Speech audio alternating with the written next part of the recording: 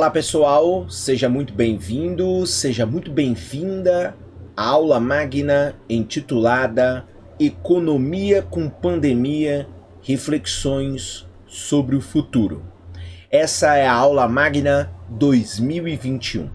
Eu sou o professor doutor Felipe Prado Macedo da Silva, professor do Instituto de Economia e Relações Internacionais da Universidade Federal de Uberlândia, aqui no campus de Monte Carmelo, em Minas Gerais. Não temos como negar que o mundo ele foi atingido em 2020 e continuará sendo atingido em 2021, talvez 2022 também e 2023 pela pandemia da Covid-19.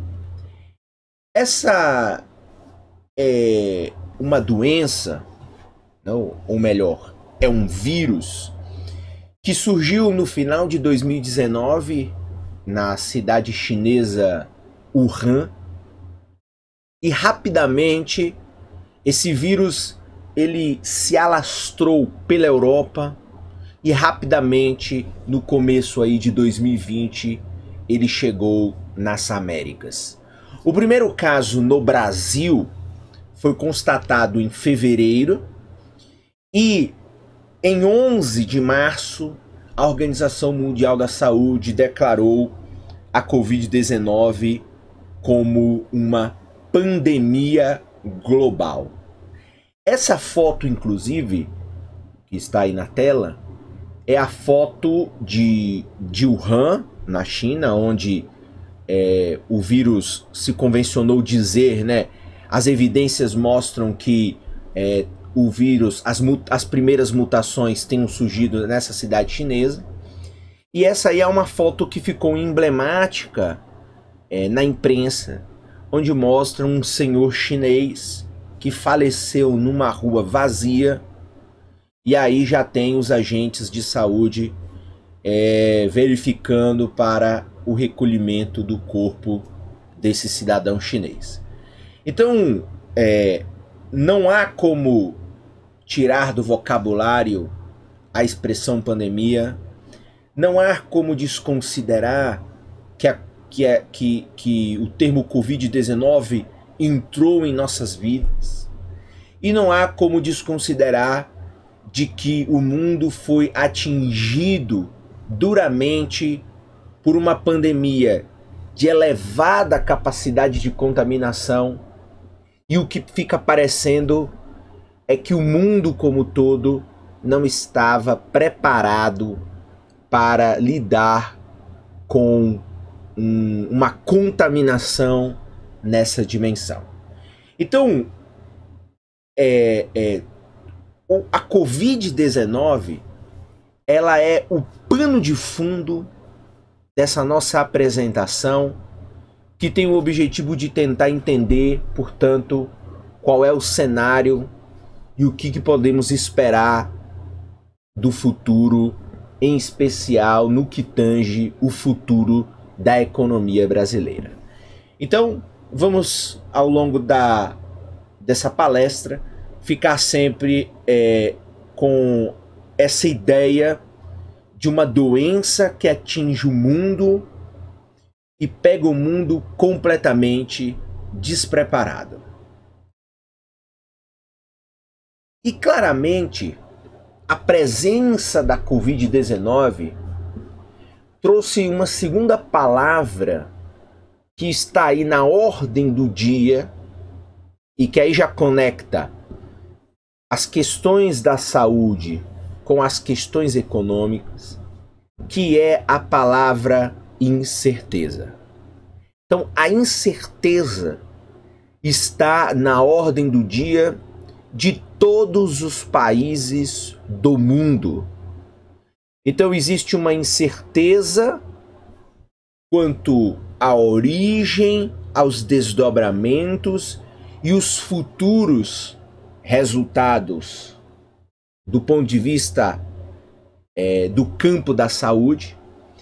E essas incertezas no campo da saúde, elas produzem uma incerteza muito maior no campo econômico, no campo social, no campo político, enfim, produz aí um conjunto de dúvidas na mente da sociedade global sobre quais são as expectativas, as perspectivas, o que pode acontecer, o que não pode acontecer.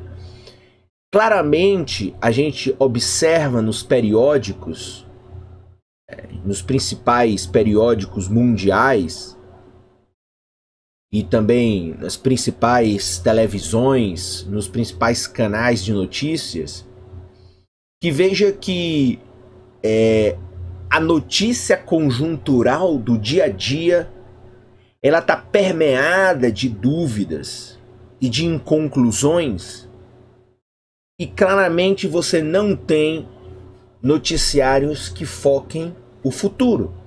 Então, por exemplo, se a gente for para o campo econômico, hoje é bem difícil você encontrar uma reportagem sobre alguma empresa fazendo algum investimento em algum país, pensando em algum futuro, em alguma perspectiva de crescimento da economia global. Esse tipo de noticiário sumiu e nós temos cotidianamente um conjunto de noticiários que apresentam para a gente uma incerteza brutal sobre o que sobre qual destino a humanidade vai tomar. Claramente, essa perspectiva, ela produz no mundo um compasso de espera. Ou seja, vemos hoje, por meio dos noticiários, que o mundo está num modo de pause. Está parado. O campo da medicina avança rapidamente em busca de uma vacina eficiente, com produção em larga escala, que permita o mundo colocar de lado os problemas ligados à pandemia e possa, mais uma vez, voltar a pensar em outras coisas. Então, nesse mundo em compasso de espera, existe aí um conjunto de incertezas que permeiam a nossa vida, não só no Brasil, mas permeiam a vida de cidadãos ao redor do mundo. Então, cidadãos norte-americanos estão repletos de incertezas, os cidadãos europeus estão repletos de incertezas, os cidadãos africanos igualmente, os asiáticos também. Ou seja, o mundo está cheio de incertezas, e essas incertezas elas vão se desdobrando em novas incertezas. Então nós temos a incerteza sobre o fim da pandemia, porque nós temos aí agora o surgimento de novas variantes que fazem um recrudescimento de casos em algumas partes do mundo. Nós temos a incerteza ainda sobre o sucesso da vacinação, e aqui estamos falando do sucesso do ponto de vista da vacinação em perspectiva global. É claro que a vacinação já está dando certo em alguns países, como por exemplo em Israel, mas Israel é um país relativamente pequeno e apenas um país em um mundo com mais de 190 países atingidos pela Covid-19. Então, o sucesso dessa vacinação em âmbito mundial, do qual a OMS está monitorando, ainda também é uma incerteza.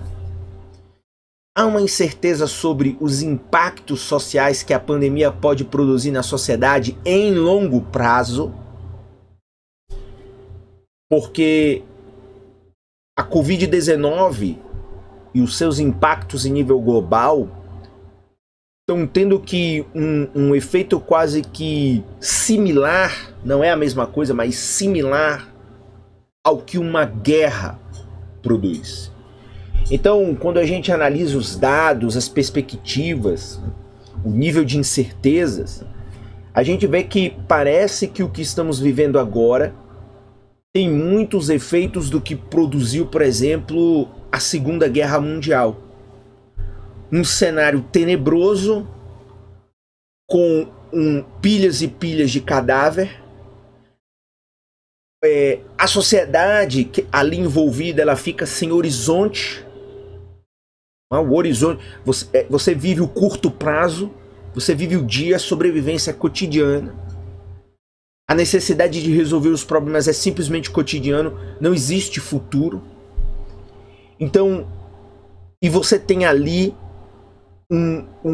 uma explosão de impactos sociais, todos ocorrendo simultaneamente. Então, essa também ainda é uma incerteza. Alguns impactos sociais já estão confirmados, outros estão para serem confirmados à medida que a pandemia avança pelo seu segundo ano, gerando um cansaço social, um estresse coletivo, enfim, há uma incerteza sobre esses impactos do ponto de vista social. Nós temos também as incertezas relativas, e aí entre aspas, a uma reintegração global da economia. Isso quer dizer claramente que a pandemia, logo no começo de 2020, ela bloqueou a integração global que existia da economia. Hoje a gente vive que, mais uma vez, usando a expressão, parece que as cadeias globais de valor, elas estão operando meio que num compasso de espera por conta justamente de um conjunto de bloqueios econômicos que foram produzidos pela necessidade de produzir um bloqueio fronteiriço que evitasse que pessoas de outros países trouxessem a doença para um determinado país. Então, por exemplo, durante vários meses, as fronteiras europeias, dentro da própria União Europeia, por exemplo, elas ficaram fechadas. Aqui na América do Sul, nós temos aí várias fronteiras que ainda continuam fechadas para vários países da América do Sul. E, claro, em alguma medida, o trânsito de mercadorias ele até acontece, mas, consequentemente, você não tem a integração de profissionais, de conhecimento, como você tinha anteriormente, de maneira presencial, enfim, fazendo essa combinação. É claro que a tecnologia ela vem e contribui, mas não é a mesma coisa e não tem a mesma dinâmica que acontecia anteriormente à pandemia da Covid-19. Vale destacar, por exemplo, como a gente vai falar da paralisação quase que completa do turismo no continente europeu, que é um dos mais importantes do mundo, recebendo desde cidadãos das Américas até os vários e milhares de cidadãos da Ásia que visitam todos os anos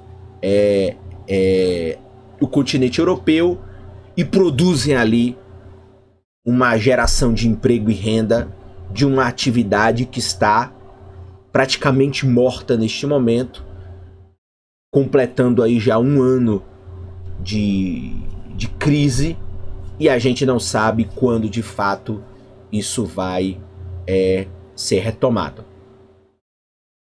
Outra incerteza é a incerteza sobre o papel do Estado. Então, diante de uma crise de dimensões globais e que atinge de maneira abrupta vários estados nacionais, dentro e do ponto de vista externo, global, a função do Estado ela tem sido um problema, Ou seja, a dificuldade de se compreender que neste momento o Estado tem que agir de maneira irrestrita.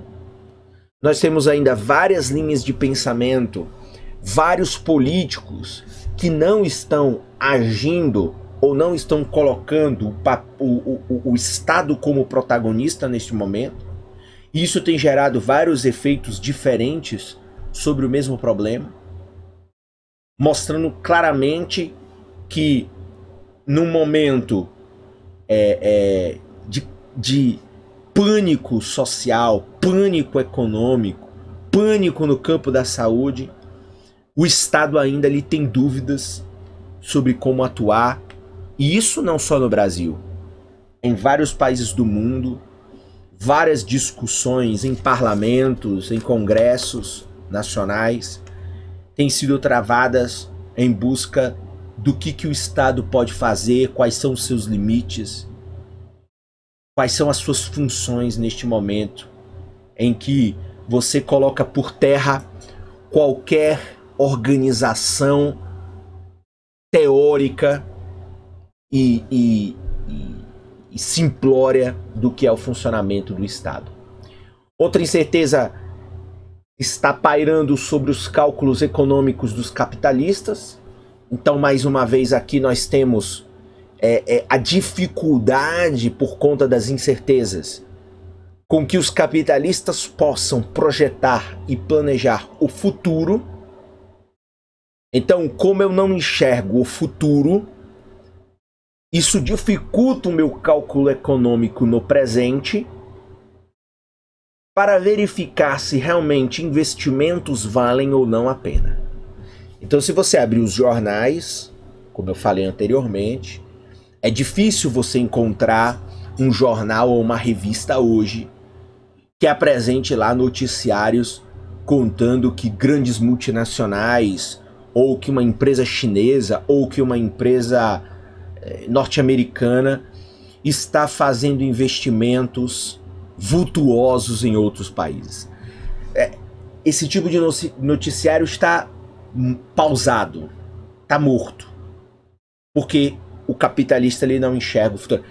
A gente não sabe, por exemplo, o que vai acontecer ainda em 2021 e 2022.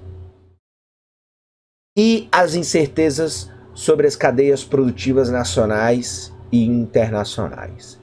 A pandemia revelou que essa fragmentação produtiva, em que eu produzo não só internamente um determinado produto em vários lugares diferentes, ou eu produzo um determinado produto em vários países diferentes, essa doença que se alastrou pelo mundo mostrou que as conexões entre cidades, entre países, entre fragmentos de uma mesma empresa são muito importantes para a busca da produtividade, para a busca da eficiência. Mas mostrou que esse tipo de integração também carrega um conjunto de riscos que, enquanto as cadeias produtivas globais estavam funcionando a pleno vapor, claramente não eram criticadas.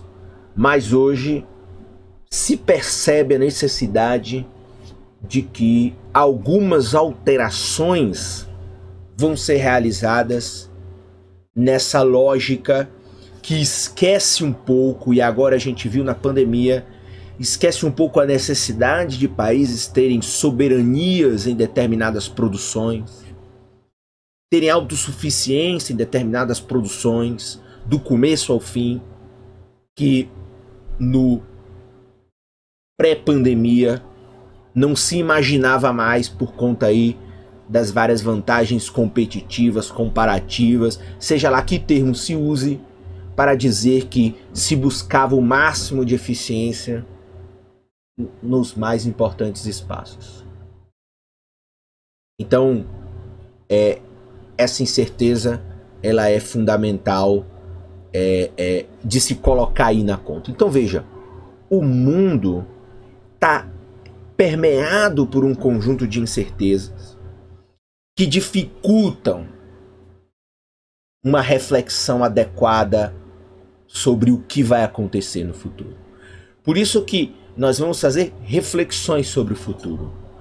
Porque cravar o que de fato vai acontecer, acertar o que de fato pode acontecer com as economias globais e com o Brasil nos próximos 6 meses, no próximo 1 ano ou nos próximos 5 anos, por enquanto, é muito difícil enquanto essas incertezas elas não forem, na sua grande maioria, superadas.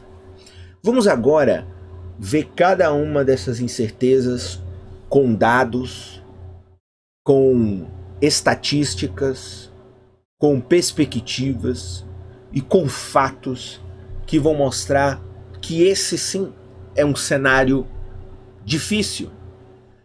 Não temos como dourar a pílula, mas sim compreender o que está acontecendo e enxergar por onde é que podem surgir possíveis saídas para esse caos de dimensões globais.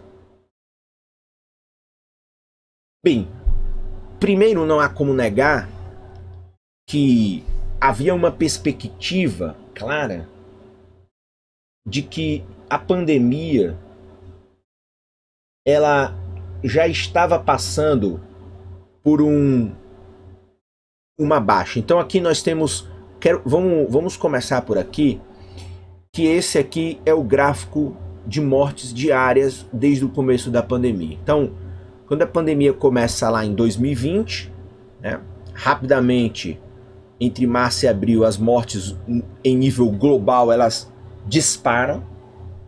E aí, né, elas vão oscilando ali dentro de um nível. E note que chega no final de 2020, em nível mundial isso aqui, não é em nível nacional, em nível brasileiro, é em nível global. Note como há uma expansão brutal da pandemia novamente no final de 2020 e começo de 2021. E aí veja como os níveis estão ficando, eles estão ficando em médias maiores do que no começo de 2020, no começo da pandemia. O que isso quer dizer? Esse gráfico, ele é do dia 7/3, um dia antes desta conferência. Então veja, claramente há um recrudescimento da pandemia em 2021. Muito em razão das novas variantes que estão dominando aí vários países do mundo, e várias variantes foram constatadas, né?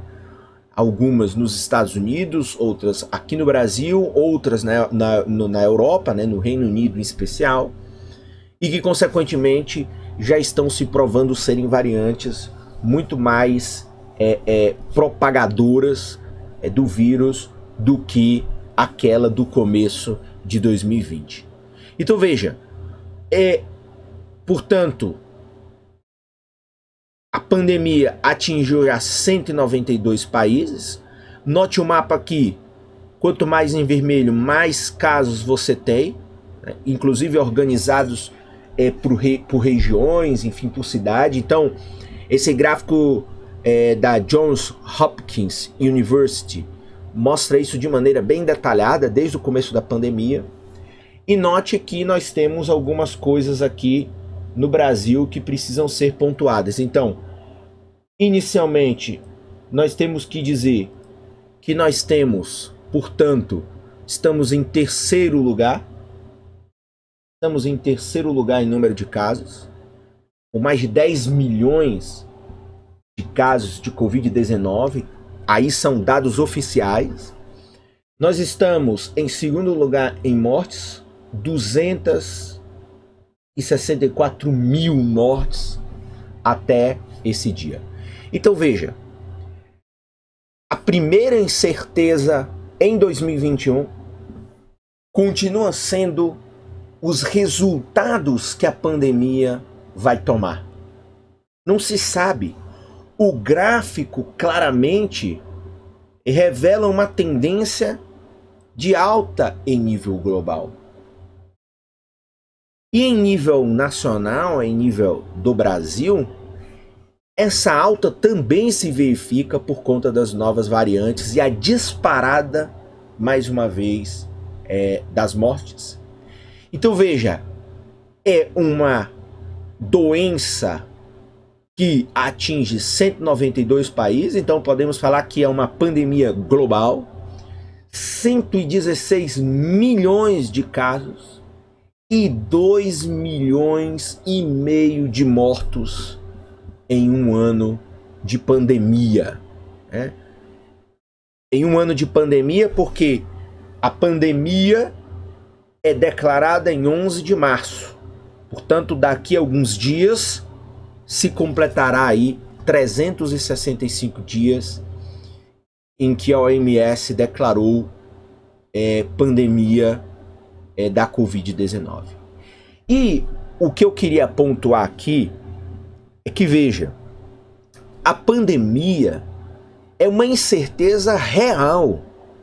Isso aqui não é uma ficção negacionista de que é um exagero considerar que esse problema está afetando de maneira brutal o funcionamento social da humanidade e também afetando o funcionamento da economia.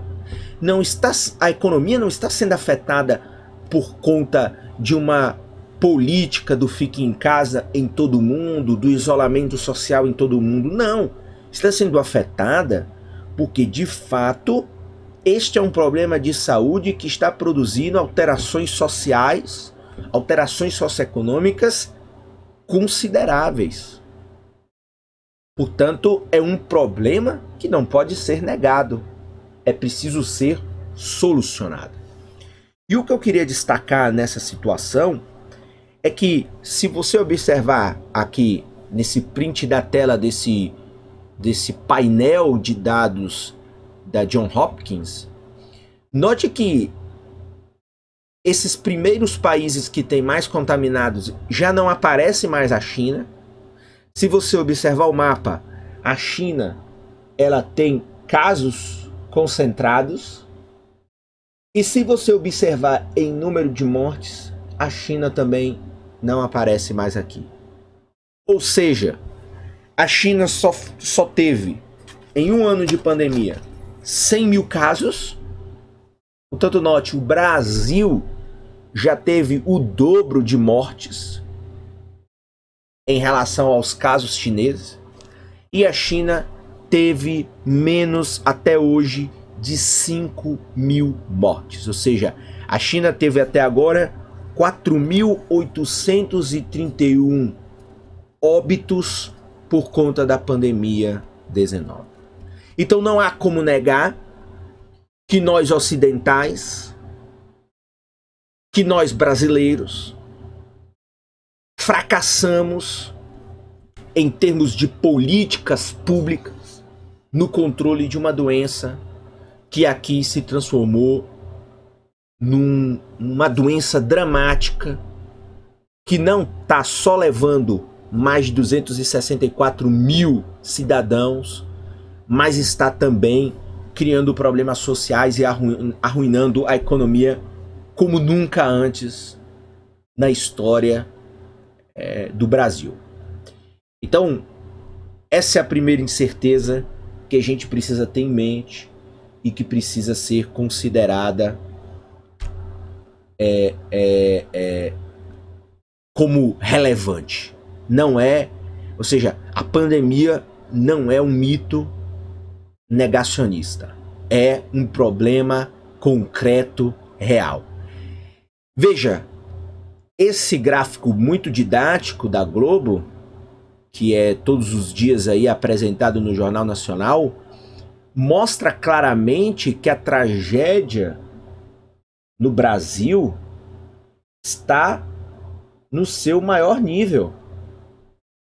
Então, a tragédia na saúde brasileira persiste, com o macabro número de 1.455 mortos por dia. Isso é uma média. Então, aqui não há uma perspectiva negacionista de que isso não é um problema. É um problema, e veja, quando acreditávamos que o problema estava resolvido, há um recrudescimento dos casos e há um crescimento gigantesco de novas variantes que propagam mais ainda o vírus. E é claro, sem políticas públicas calibradas, sem um sistema de saúde igualitário no Brasil inteiro, há uma desigualdade nos serviços de atendimento médico brutal. Então tudo isso faz com que nós tenhamos uma incerteza que continua em 2021. Então entramos em 2021 crentes de que a pandemia já poderia ser um capítulo superado. Este capítulo superado vira agora um volume 2, né? Com histórias e com dados cada vez piores. Então, essa é uma questão que já podemos guardar para depois realizarmos as nossas considerações finais. Pois bem, a segunda incerteza que está permeando aí a humanidade é em relação à vacinação.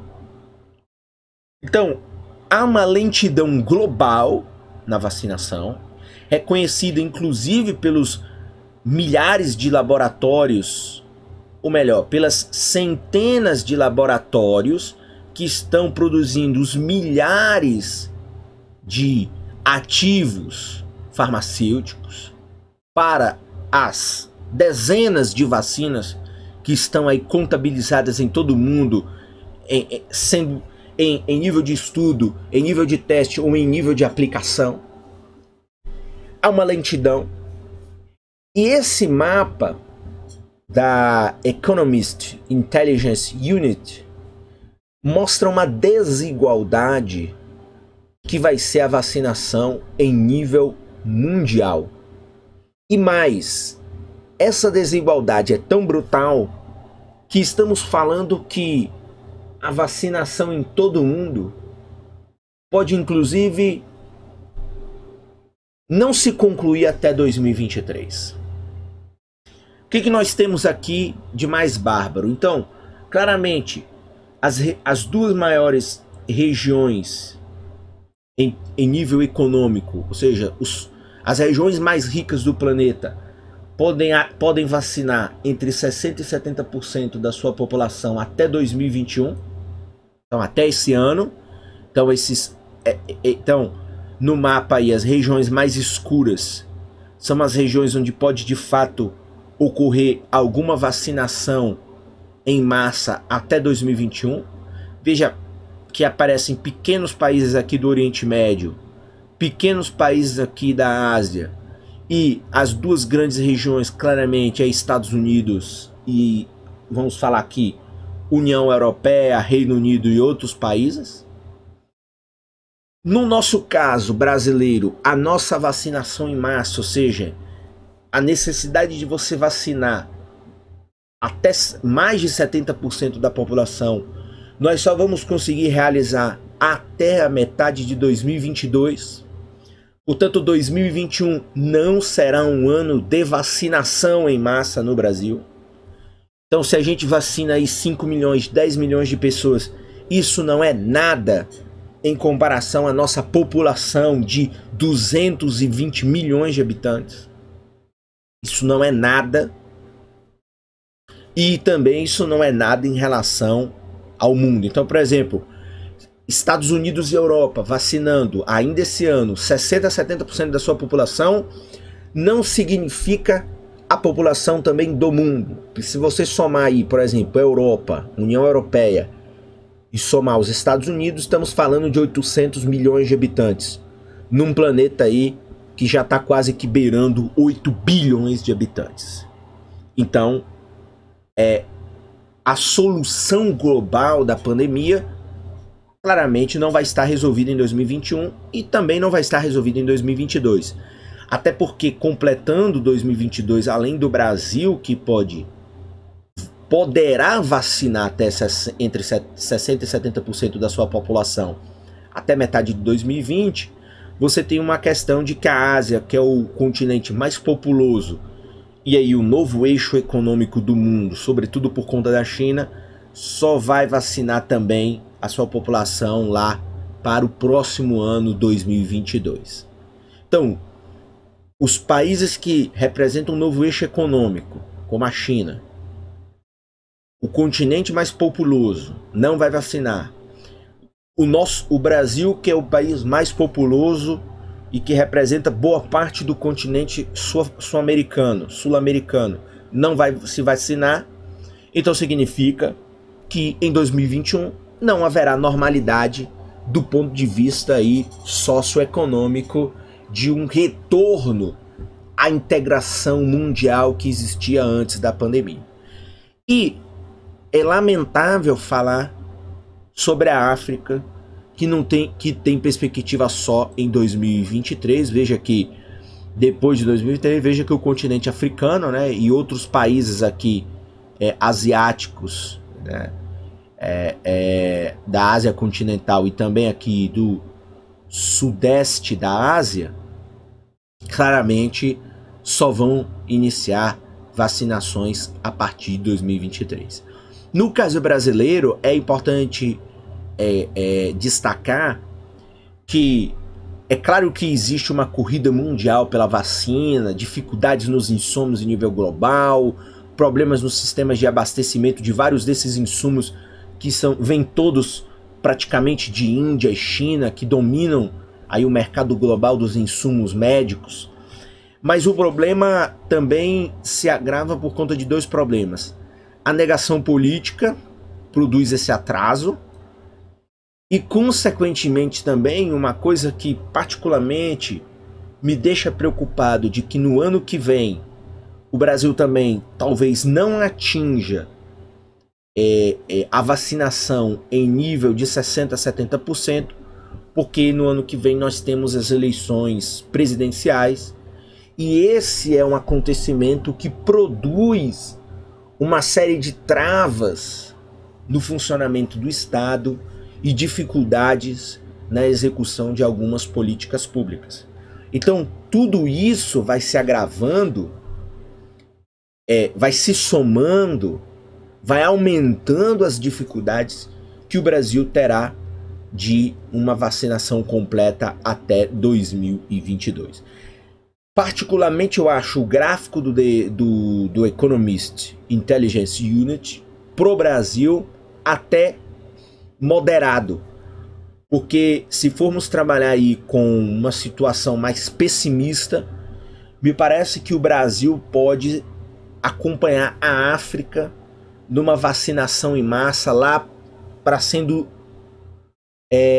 os últimos dos países a conseguirem uma imunidade aí sim de rebanho para eliminar aí completamente os resquícios que a Covid-19 pode produzir ainda, sobretudo em termos de mortes.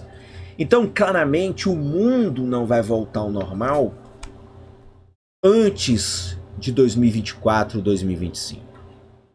Então, aquela tia que gosta de viajar, ou aquele projeto chinês que ia acontecer no Brasil, ou aquele intercâmbio estudantil que o sujeito ia fazer lá na Europa, nos Estados Unidos ou no Canadá, eu não acredito que nada disso vá voltar como antes, em massa, alimentando grandes cadeias globais de serviços, de produtos, antes de 2024 e 2025. Ou seja, é uma pandemia que vai produzir efeitos constantes e alguns possivelmente permanentes no mundo por pelo menos 5 anos. Então, considerando a pandemia que se começa em 2020, estamos falando aí de uma situação global que pode durar de 4 a 5 anos, segundo as previsões hoje estabelecidas. É claro que tudo isso pode mudar por conta aí das ações dos estados nacionais, dos organismos multilaterais, enfim, tudo isso vai depender da capacidade da humanidade de se organizar para resolver esse problema também em nível global.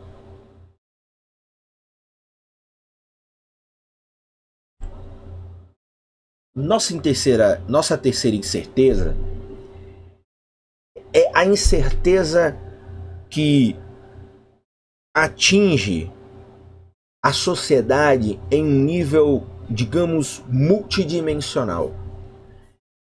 Então, não dá para negar que a pandemia ela mudou a percepção dos riscos sociais que foram além da economia, produzindo riscos numa multidimensão que alteraram a percepção do que é importante no curto, no médio e no longo prazo.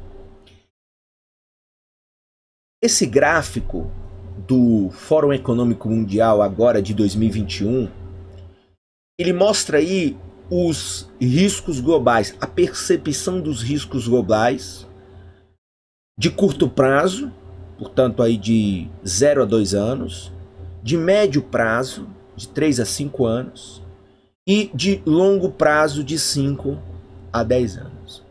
E veja como a percepção de risco vai além da economia, ou seja, a percepção de riscos econômicos, que é aqui as caixas azuis, só estão concentradas nos impactos que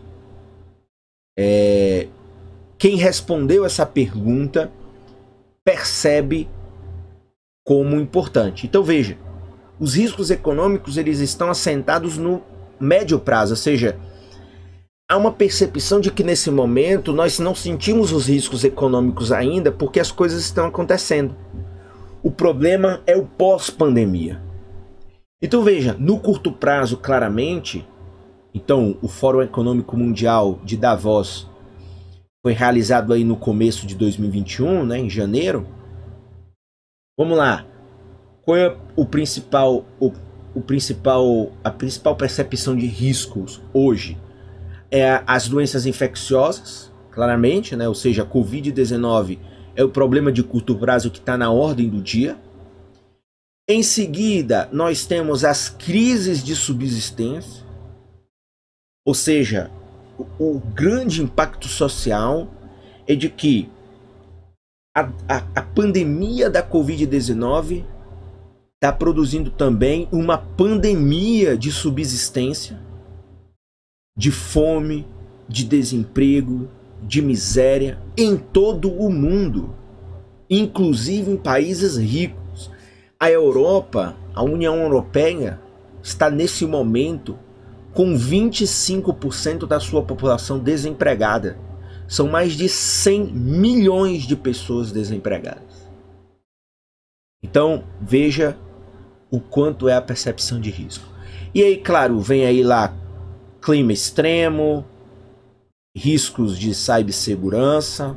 Claro, a pandemia conectou uma parte do mundo incluída, e aí por isso que vem a quinta questão é a desigualdade digital, ou seja, veja como no curto prazo o problema da saúde, o problema da sobrevivência, o problema ambiental, mas surgem aí duas caixinhas ligadas a problemas tecnológicos, ou seja, a expansão da tecnologia por conta do distanciamento social, seja para trabalhar, para estudar, para se comunicar, para pedir uma pizza, para qualquer outra coisa, aumenta aí a necessidade de se compreender os riscos de cibersegurança e claramente é uma percepção de que o mundo agora viu escancaradamente um problema de desigualdade digital. Um problema em todo o mundo. E aí, de desigualdade digital não só de equipamentos, mas também de serviços de comunicação. No médio prazo, veja, no médio prazo aí há um domínio de que nós temos riscos sociais, socioeconômicos, que aí se assentam sim numa perspectiva um pouquinho mais econômica, que é, no médio prazo, o risco de um estouro da bolha de ativos, instabilidade de preços, choque de commodities e crise de dívidas.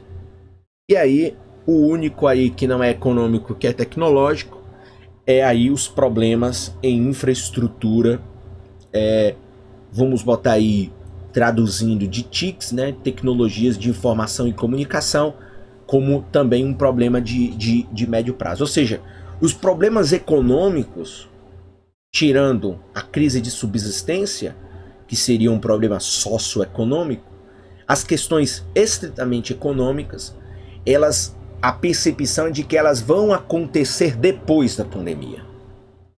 Ou seja, a pandemia superada, ou no final da pandemia, lá pro 2023, 2024, o mundo vacinado, aí nós vamos ver o que vai acontecer com esse mundo e de que maneira ele vai lidar com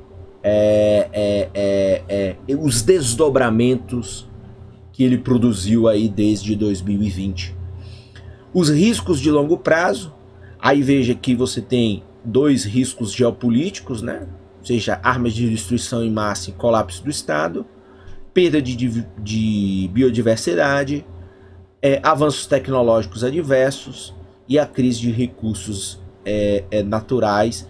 Então aqui veja que basicamente são, digamos, riscos mais estruturais que podem acontecer aí no médio, lá para o longo prazo, ou seja, daqui 5 a 10 anos. Então veja como há um conjunto de incertezas que se alteraram brutalmente de um ano para o outro. Ou seja, se pegarmos esse gráfico feito pelo Fórum Econômico Mundial lá no começo de 2020, onde não existia ainda a pandemia vai acontecer 2 meses depois, a percepção de risco dessa mesma pesquisa era totalmente diferente. Os problemas ambientais vinham antes, as questões geopolíticas tinham um pouco mais de intensidade, as questões tecnológicas não eram tão presentes, principalmente no curto prazo. Então veja como a pandemia mudou a forma como a própria sociedade enxerga os seus problemas e enxerga as suas prioridades. E é preciso ter esse entendimento de que estamos diante aí de uma situação completamente diferente, completamente adversa em todos os sentidos. E aí vamos agora sim pontuar algumas incertezas sociais que já estão sendo algumas constatadas pelos organismos internacionais, como por exemplo a pobreza extrema, ela já está acontecendo. Ou seja, tanto o Banco Mundial como as Nações Unidas, elas viram claramente desde o início que a Covid-19 produziu um progresso desfeito. Ou seja, tudo que foi conquistado em termos de redução de desigualdade, redução da pobreza extrema, daquela pessoa lá que vive com menos de $2 por dia, o que daria assim, menos de R$10 por dia, o que no Brasil já é muito, né? Aqui poderíamos botar que a pessoa que vive com menos de R$3, R$5. Consequentemente, com a Covid-19, tudo que avançou nos últimos anos vai sofrer um recuo. E veja, se nesse primeiro gráfico menor, se a contração da economia mundial ela for de 8%, a quantidade de pessoas em extrema pobreza no mundo pode ser superior a 650 milhões de pessoas. 650 milhões de pessoas que podem viver com menos de menos de 2 dólares por dia. Antes da Covid, veja, a expectativa era de, vamos lá, 550 milhões. Ou seja, a pandemia vai produzir um gap, né, de mais ou menos quase que uns 200 milhões de pessoas que vão voltar ao nível de extrema pobreza. Então, assim, é um número absurdo. As Nações Unidas trabalham lá com 3 cenários. Um otimista, de que a economia vai contrair 5%. Um moderado, de que a economia vai contrair 10%. E um pessimista, de que a economia vai contrair 20%. No 20%, estamos falando que 14% da população mundial vai ser uma população localizada no nível de extrema pobreza. No melhor cenário, estamos falando aí de 8%. Ou seja, em qualquer cenário, a crise da Covid-19 ela vai afetar a extrema pobreza global. Ela vai produzir mais pobres. Ela não vai produzir mais pobres por conta da política do fica em casa. Ela vai produzir mais pobres porque a Covid-19 ela atinge de maneira multidimensional a sociedade. Instabilidade política, instabilidade econômica, instabilidade institucional, problemas de saúde e de abastecimento de suprimentos médicos em nível global. Você tem um conjunto de coisas. Aí você vai vir com crise de dívidas, pessoas sem rendas. Elas não vão ter onde morar, não vão ter o que comer, não vão ter como estudar. Então você tem aí um conjunto de efeitos adversos que, sem dúvida nenhuma, a pandemia tem produzido em todos os sentidos. E aí é fundamental ter essa compreensão. Bem, outra questão que já tem mostrado seus efeitos é de que a desigualdade social, claramente, ela já tem mostrado a sua cara cada vez mais por conta da desigualdade com que o vírus atinge a humanidade. Então veja, vamos pensar com calma. O vírus está atingindo a humanidade de maneira desigual. Uma humanidade que já tem desigualdade social. Então os efeitos eles são completamente diferentes em vários espectros de gênero, enfim, de raça ou de fato a percepção que cada um pode ter em relação ao seu país. Então, junto com aqueles dados lá do Fórum Econômico Mundial de 2021, todos os anos, nessa mesma ocasião, uma ONG chamada Oxfam também divulga dados relativos à desigualdade.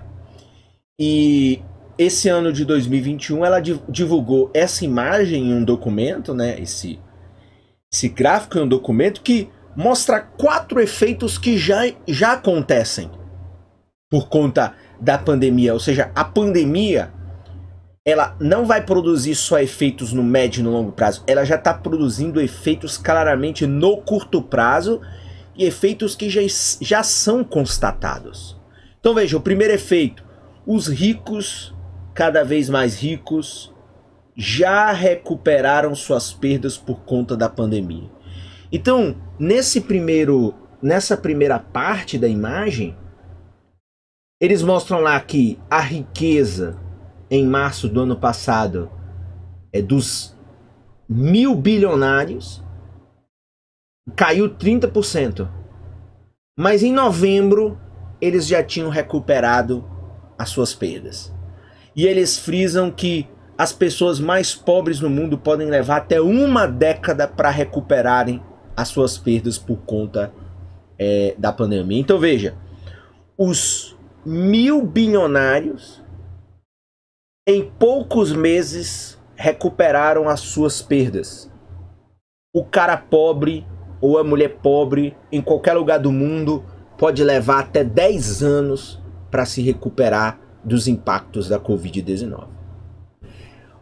O segundo efeito, concentração de renda é tão grande que os 10 maiores bilionários podem salvar os outros bilhões de habitantes, porque a fortuna deles é tão grande, que eles têm dinheiro suficiente, por exemplo, segundo os cálculos da Oxfam, para pagarem vacina para toda a humanidade.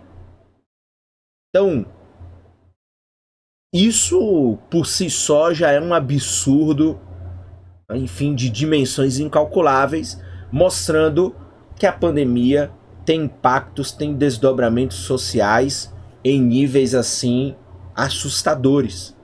O terceiro efeito que eles frisam aqui, aí eles dão destaque ao caso americano. Então, cerca de 22 mil latinos e negros, né, morrem a mais e ficam mais pobres em relação às pessoas mais brancas. Ou melhor, em relação às pessoas brancas. Então veja, a mortalidade de negros, no caso aqui, nesse gráfico é só o caso americano. Então, no caso americano, que é a maior economia do planeta, negros e latinos, que são um conjunto da população mais vulnerável, morreram 22 mil latinos e negros a mais por um conjunto de população do que pessoas brancas. Então, outro dado aí, no caso um corte racial, outro dado assim absurdo em relação ao que a pandemia está revelando.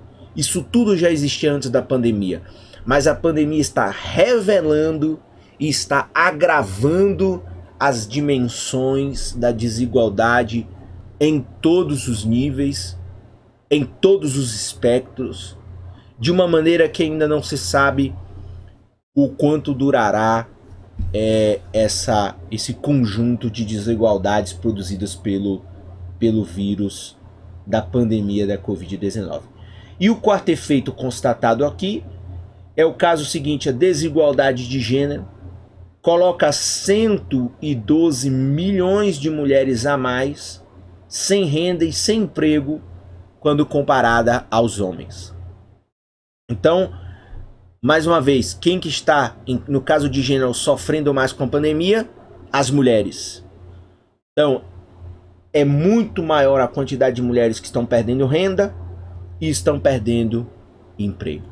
E essa pesquisa da Oxfam mostrou aqui também que 87% das pessoas entrevistadas responderam que acreditam que o coronavírus vai aumentar ou manter a desigualdade de renda no seu país. E 56% acreditam que haverá também uma desigualdade de gênero por conta da pandemia. Então veja, claramente as pessoas estão percebendo que existirá uma desigualdade em uma dimensão muito grande. Não há como negar essa questão. E a pobreza extrema, ela cresce na América Latina e no Brasil. 3 reportagens recentes que já constatam tudo isso, ou seja, CNN Brasil, 6 de março de 2021, pandemia de Covid-19 causa pobreza sem precedentes na América Latina. Então, dados da CEPAL, que é a Comissão Econômica para a América Latina e Caribe, já mostra que mais ou menos 22 milhões de latino-americanos já adentraram mais uma vez a pobreza, já estão pobres. Pobreza extrema na América Latina será a mais alta em 20 anos por causa do coronavírus. 1 em cada 3 latino-americanos vive em situação de pobreza e 80% são vulneráveis, segundo a CEPAL. Então, problemas gravíssimos que agrava a desigualdade histórica que vem aí desde os períodos coloniais. Essa notícia aqui do El País.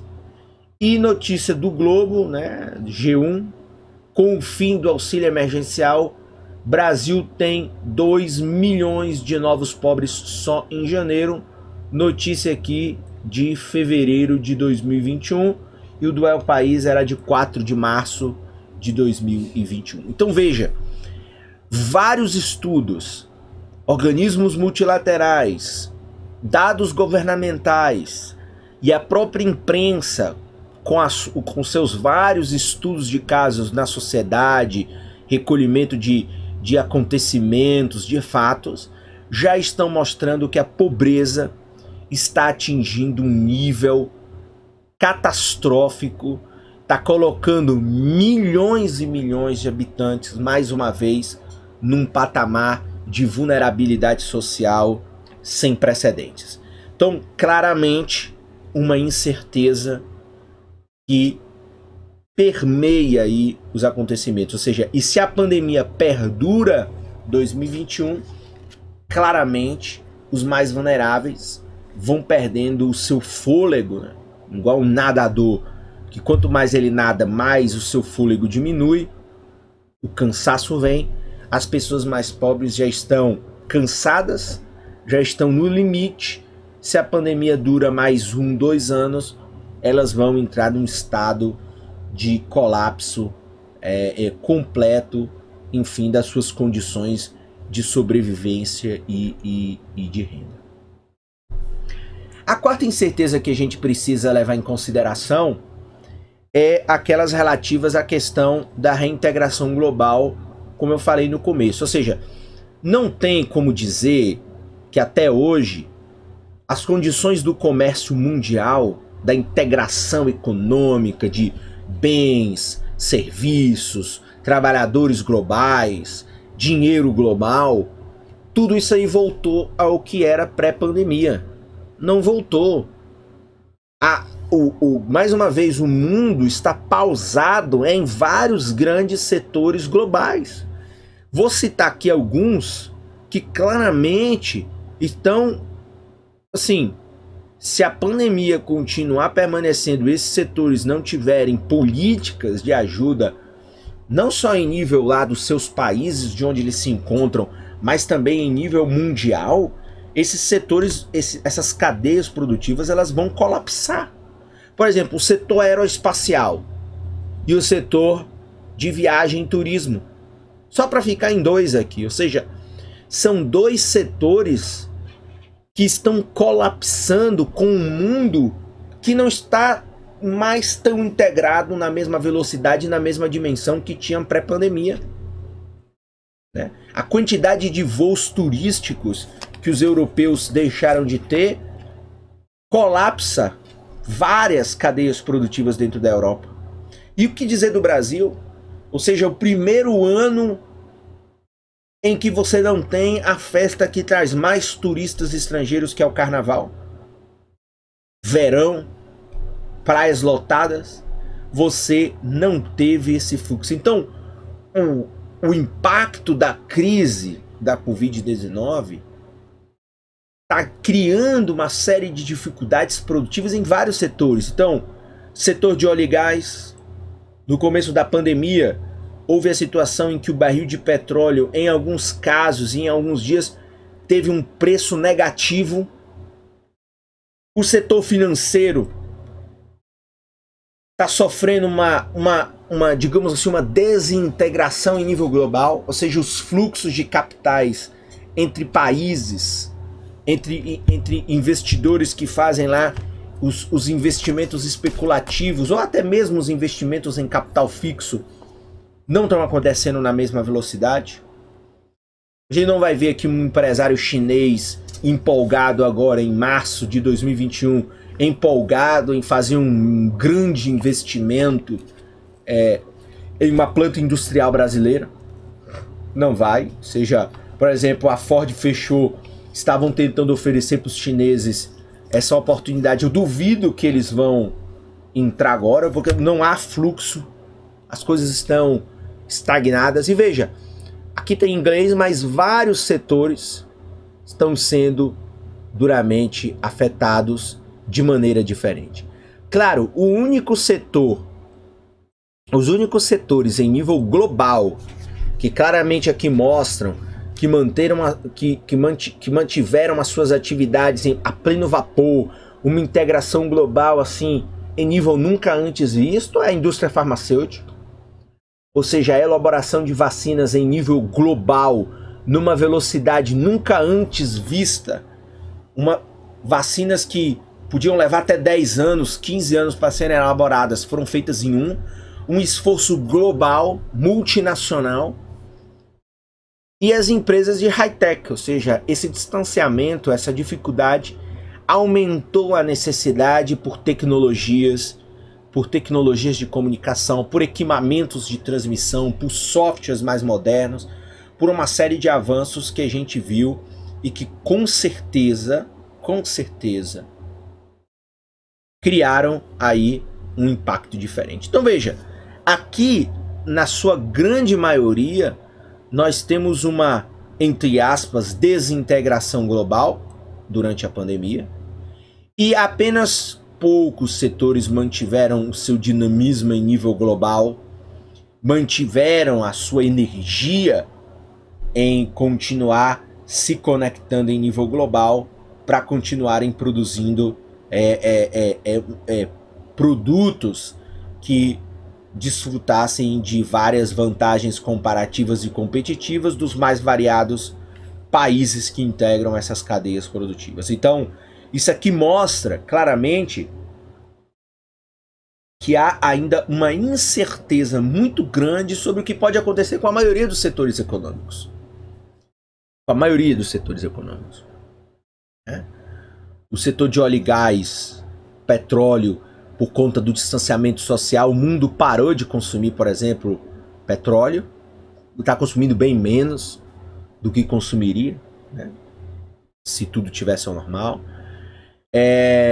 Claramente o setor automotivo aqui, em vários países, como o caso brasileiro, estão colapsados, né? Enfim, setor de logística global, imagina, também colapsado. Enfim, setor de alimentos também passando por algum grau de dificuldade, sem sombra de dúvidas. Enfim, você aí vê claramente que aquela economia pré-pandemia, integrada, globalizada, ela está encontrando algum grau de dificuldade, sim, por conta da pandemia da Covid-19. A quinta incerteza é a incerteza em relação ao papel do Estado.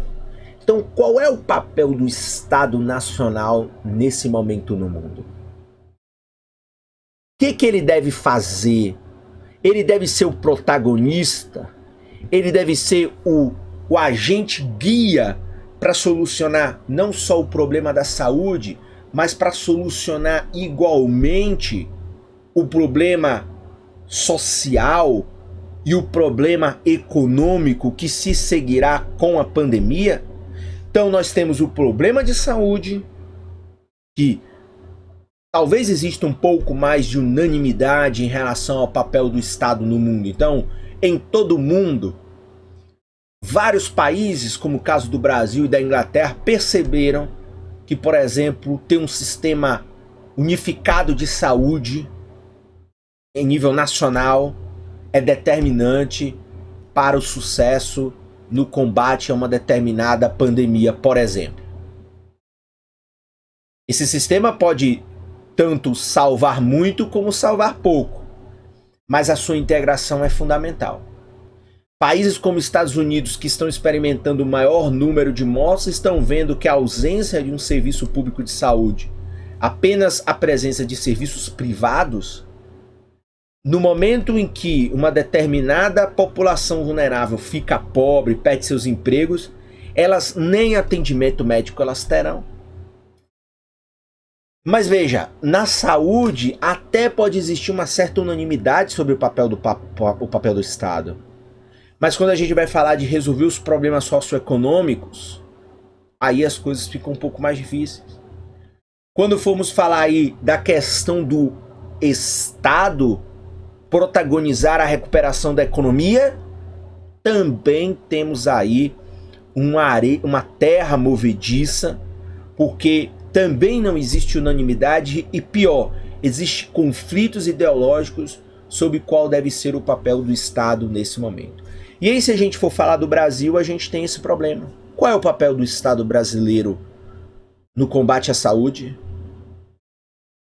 Na construção de auxílios emergenciais para salvar a população da fome e da miséria? E depois, qual é o papel que o Estado vai ter para recuperar micro, pequenas, médias e grandes empresas, para que no segundo momento a economia retome a sua pujança? Então, essas coisas também estão em xeque. A gente não sabe, por exemplo, o que o governo brasileiro pretende fazer em termos de recuperação econômica. Não existe um rascunho do que pode ser um projeto de recuperação econômica no pós-pandemia. Porque um fato é, os agentes econômicos, várias empresas estão falindo, vários consumidores estão altamente endividados, estão desempregados, isso no mundo inteiro. Então, veja a dimensão do problema e a dimensão das dificuldades que nós podemos ter aí ao longo do tempo. E aí, claro, fica nesse tema sobre o Estado várias incertezas. Então, quais são as dúvidas que estão no ar? O papel do Estado é salvar vidas e salvar as economias? Ou é salvar vidas ou salvar economias? É controlar os gastos públicos e atender os mercados, os anseios do mercado de estados equilibrados? Ou é aumentar os gastos públicos e salvar a sociedade? Os estados eles vão liderar a recuperação? Ou a mão invisível de Adam Smith salvará o mundo da pobreza socioeconômica? No pós-pandemia, nós vamos ter que ter mais Estado? Ou os mercados que serão o futuro da recuperação global? Então veja, essas são algumas questões que alimentam as incertezas em torno dos estados. E veja, essas não são preocupações estritamente brasileiras.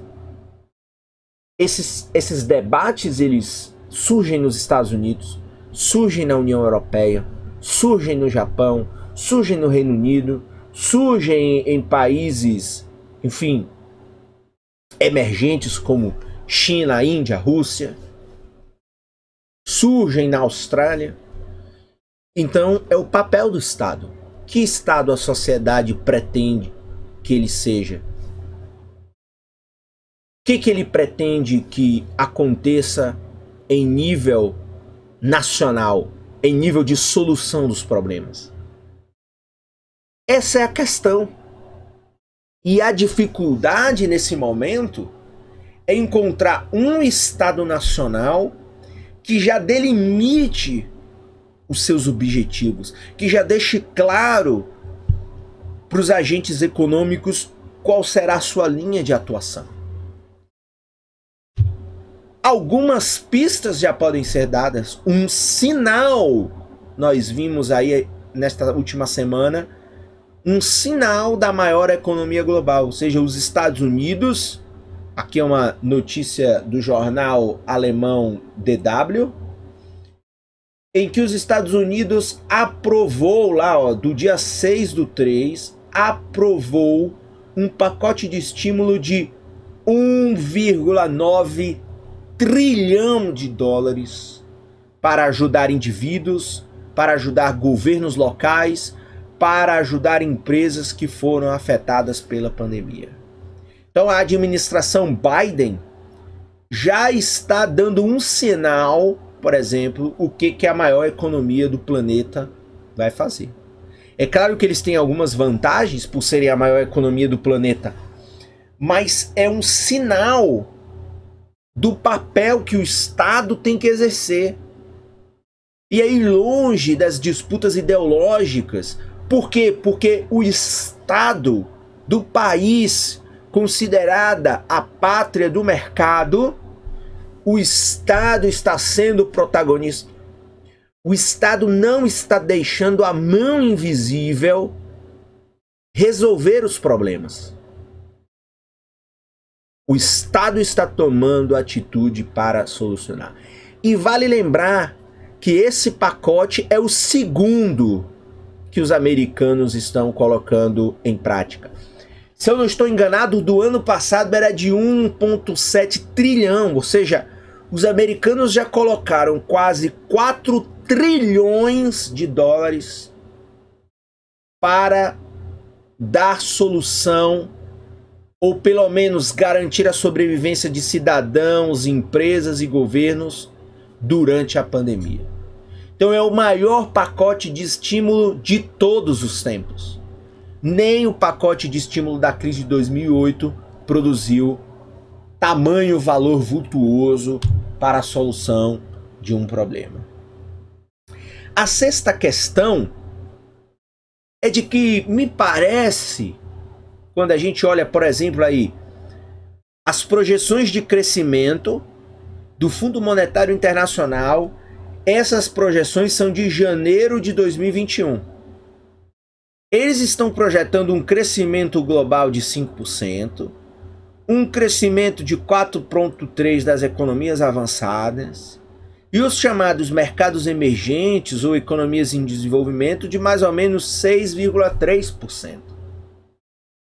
Então, na prática, o FMI está enxergando um estranho crescimento em V para o mundo, ou seja, o mundo caiu, poxa, num segundo momento o mundo vai crescer de maneira rápida. A minha intuição é de que muito em breve o FMI vai revisar isso aqui, porque isso não vai acontecer. Então, será que o capitalismo está tão otimista assim?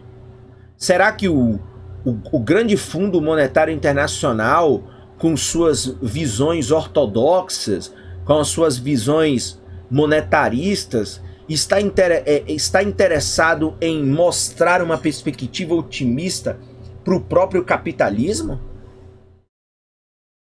Ou será que eles estão sendo realistas, né?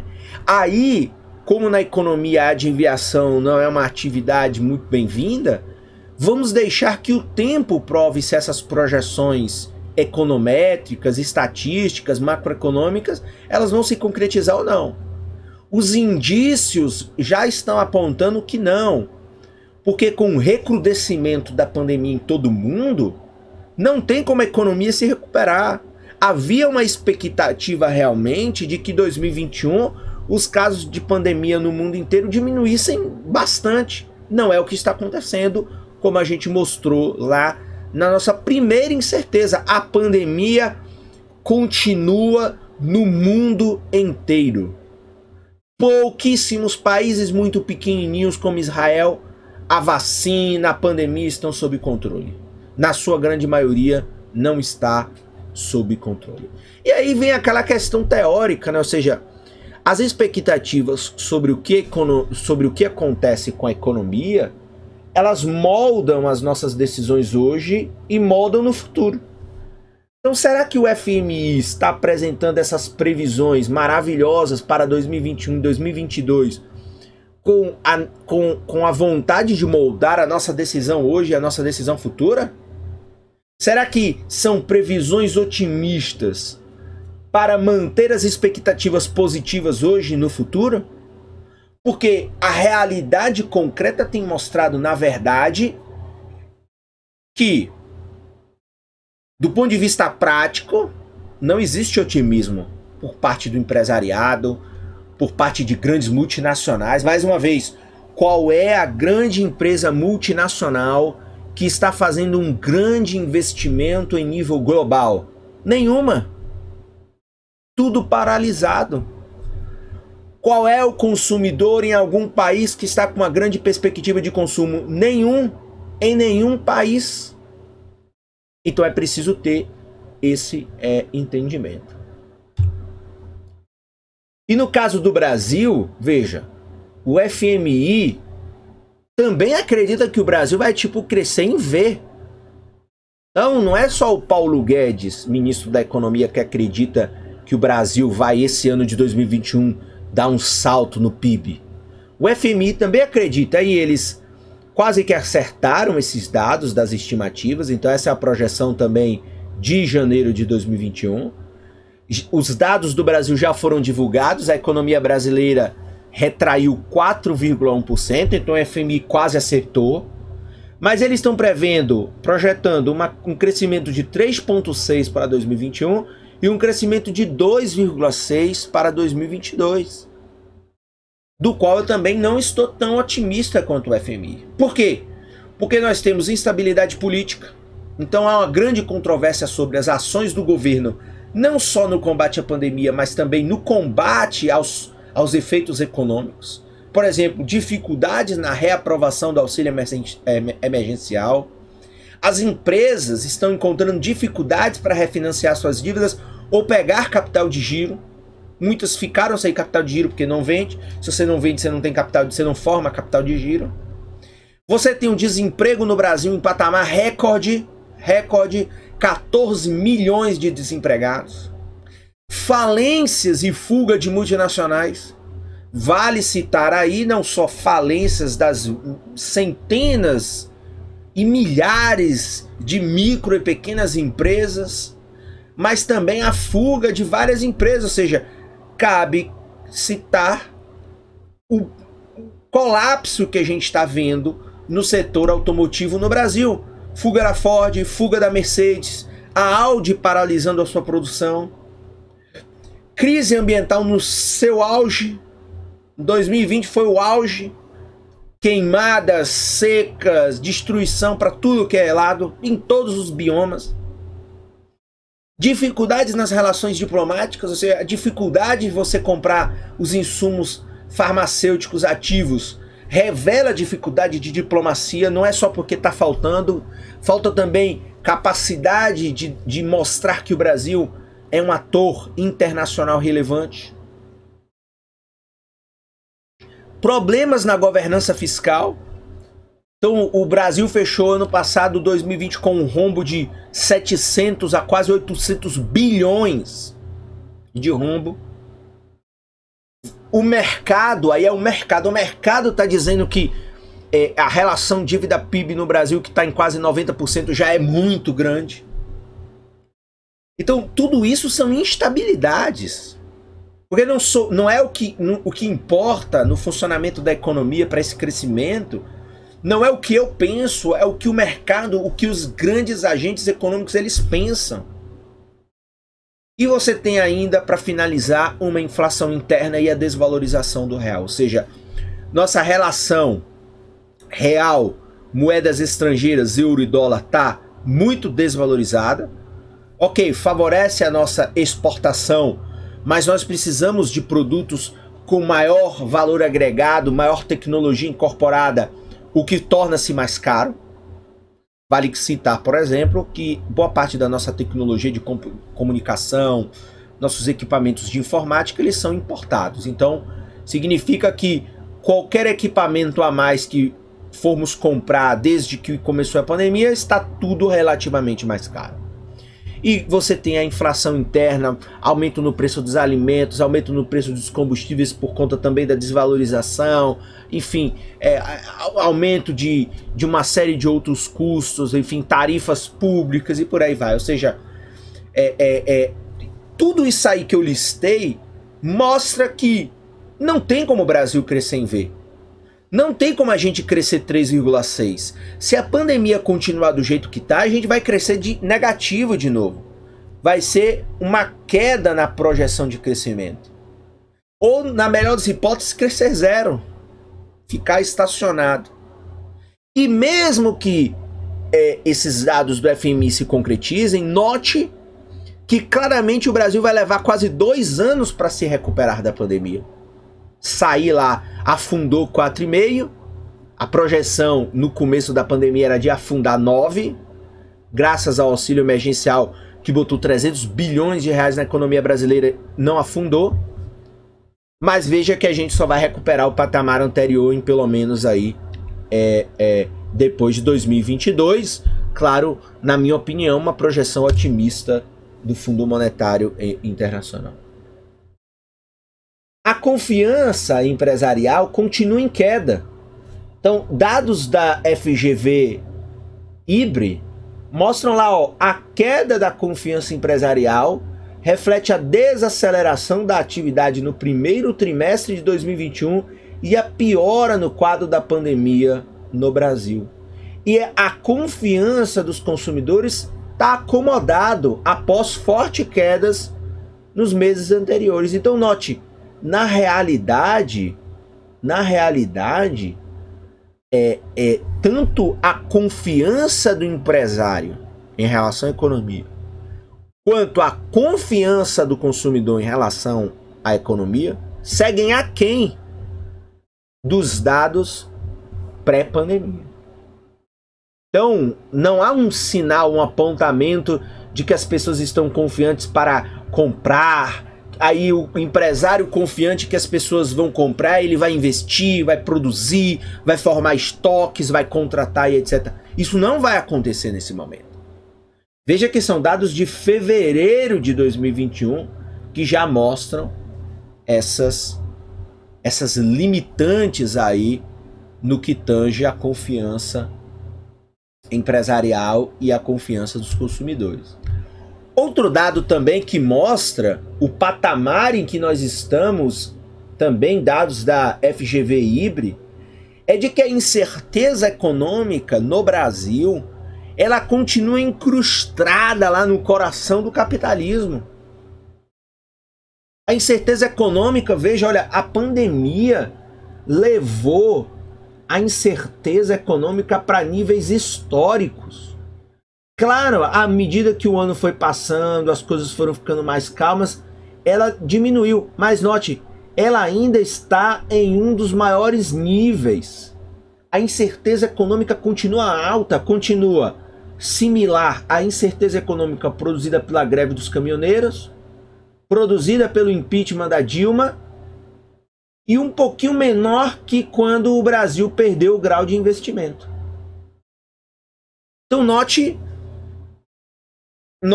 que claramente não estamos num cenário normal. Estamos, de fato, diante de um cenário econômico extremamente adverso, extremamente complexo. E é preciso ter isso em mente para não criar um otimismo além do necessário. E a sétima incerteza, claramente, é a quantidade e a explosão de falências em todo o mundo. Então, claramente, várias cadeias globais de valor sofreram um impacto brutal. Vamos lá, companhias aéreas em todo o mundo. Grandes empresas multinacionais quebraram, como a Hertz, aquela de locação de veículos, entrou em concordata nos Estados Unidos. Empresas de petróleo no começo da pandemia, em que o preço do petróleo ficou negativo, colapsaram. Também não é à toa que essa é uma razão que agrava mais ainda, por exemplo, a crise venezuelana, que tem lá na sua empresa de petróleo boa parte das suas esperanças de receita e de geração de riqueza e renda. Então você tem uma série de empresas, ou seja, uma série de comércios faliram nos grandes shopping centers que ficaram fechados.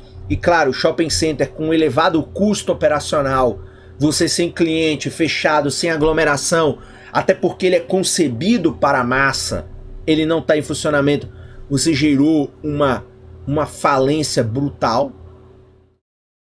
Isso, pessoal, em todo mundo. Em todo mundo. Por exemplo, vários comerciantes franceses estão passando apuros, né? A única economia que não se abalou aparentemente pelos dados é a economia chinesa, o que significa que lá é um outro cenário. E aí cabe a pergunta: será que estamos diante de uma nova economia? Uma nova economia em que vai mudar certos aspectos de certas atividades econômicas baseadas na massa, baseadas no elevado custo operacional? Ou seja, nós estamos vendo agora que uma série de atividades podem ser feitas de maneira remota, de maneira offline, podem ser feitas na casa das pessoas, uma série de coisas e eventos podem ser realizados de maneira virtual. Será que estamos diante de uma nova economia? Ou seja, uma série de empresas que antes não investiam no e-commerce ou não investiam no delivery, passaram a investir, ou seja, passaram a operar, aprenderam a operar de maneira diferenciada, aprenderam a funcionar sob uma nova lógica de funcionamento da sociedade e da economia. Então tudo isso também é uma incerteza. Por isso que, mais uma vez, os investimentos, o surgimento de novas companhias, a expansão de certos negócios, está tudo pausado. Por quê? Porque não existe uma certeza do que vai acontecer nessa nova economia atingida pela Covid-19. E por fim, o que esperar do futuro a partir de tudo isso que a gente viu e refletiu aqui? Primeira conclusão.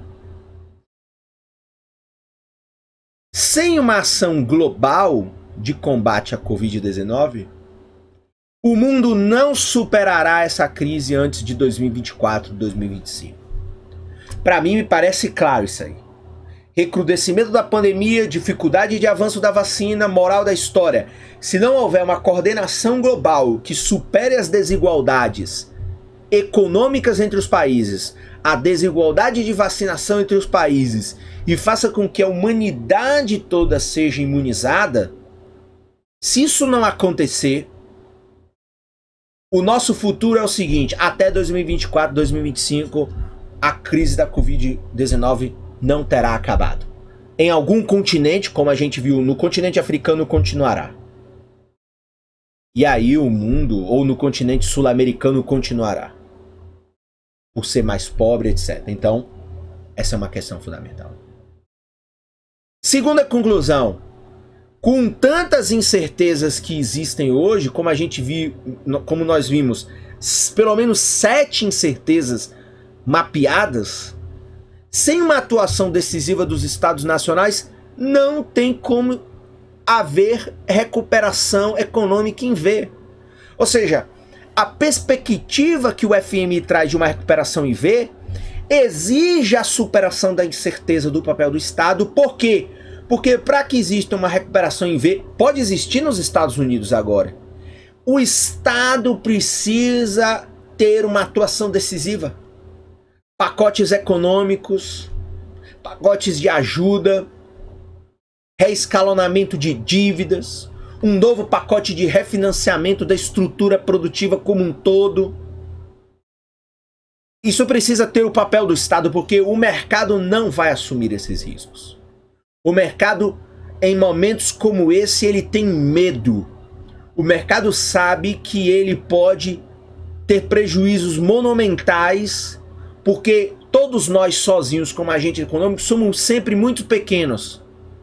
No momento desse, o único agente econômico grande e capaz de arrastar nas costas todo o restante dos agentes econômicos é o Estado. Então, me parece que os dados que a gente viu, me parece, portanto, que sem esse papel decisivo do Estado não tem recuperação econômica. Terceira conclusão. O mundo está, no seu conjunto, mais pobre e mais desigual. Portanto, sem um ajuste global, como por exemplo, vários países estão começando a rediscutir como ter mais taxas e impostos para os mais ricos, sem um ajuste global na compreensão de como os mais ricos, os bilionários, as grandes multinacionais, elas têm que contribuir para o desenvolvimento socioeconômico do mundo, sem esse ajuste global, o capitalismo global vai entrar no modo de pause. Não vai ter crescimento. A desigualdade vai ser tão grande, mas tão grande, que chega à nossa quarta conclusão. Ou seja, essa crise vai continuar reforçando em nível global a velha tríade do norte. Ou seja, os Estados Unidos vão continuar sendo um país a maior economia do planeta. A União Europeia vai continuar mantendo as suas vantagens históricas e o seu poderio econômico no seu conjunto. E a China e o Japão vão continuar sendo atores que vão continuar expandindo as suas capacidades e mantendo também as suas vantagens competitivas, comparativas, produtivas e por aí vai. Porque eles são países que têm uma estrutura e estão superando a pandemia de uma melhor maneira. Então, claramente, se não houver um ajuste dessa pobreza e dessa desigualdade, o capitalismo em nível global não se expandirá como se espera. O capitalismo vai entrar num modo, vai andar de lado, como diria a expressão do mercado financeiro. Porque desconsiderar o continente africano, desconsiderar a América Latina, desconsiderar vários dos países asiáticos com superpopulações, é desconsiderar, portanto, que a gente tenha uma economia baseada na escala, na eficiência, enfim, na produção em massa. Então veja, essas 4 conclusões nos mostram que nós temos uma economia que continuará com pandemia por pelo menos 2024, 2025, se não ocorrer nenhuma ação global, enfim, altamente relevante. O papel do Estado no futuro é determinante. Os Estados nacionais vão fazer mais pela humanidade do que o mercado privado. E sem Estado não tem recuperação em V. E o Estado vai precisar, não só em nível nacional, mas em nível de governança global, junto, por exemplo, com os órgãos multilaterais, ONU, FMI, Banco Mundial, vão precisar redesenhar a forma de funcionamento do capitalismo, porque o mundo vai estar mais pobre e mais desigual no pós-pandemia.